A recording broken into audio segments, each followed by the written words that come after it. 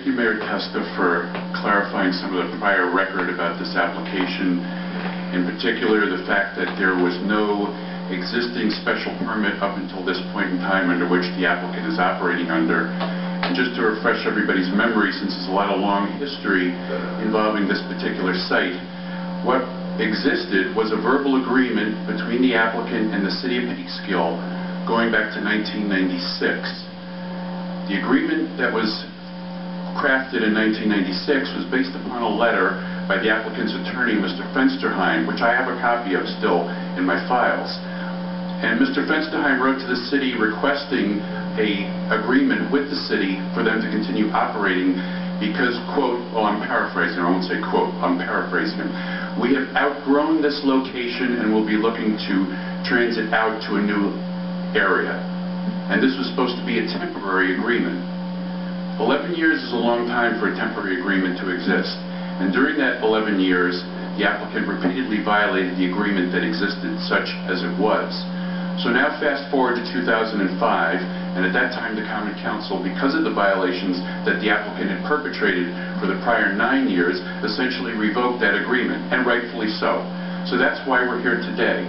And had the applicant agreed to do what they promised to do in 1996, which was to transition out of that location to a more appropriate location, because exactly as Mr. Fensterheim had said, they have outgrown that location. Had they done what they were supposed to do, none of us would be here today. And of course, in fact, the applicant does own a location 2 miles across town in an industrial location where they keep their corporate offices. It seems to me that it's completely backwards. It seems to me that the corporate offices that are in the industrial location should be located up on the current industrial location that they have on Constant, and the industrial location that they have in the residential neighborhood should be moved down to Charles Point. So that all being said, I think the most appropriate thing for the council to do is take the most stringent requirements that you legally can apply to this application.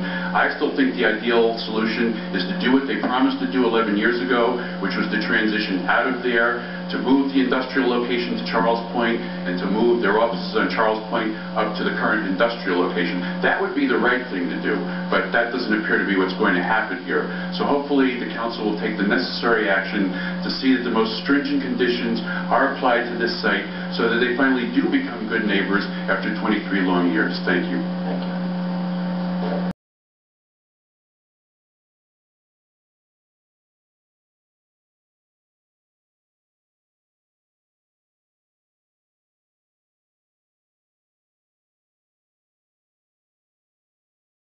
His comments muddied the waters, and the waters have to be regurgitated and cleaned as a result of that.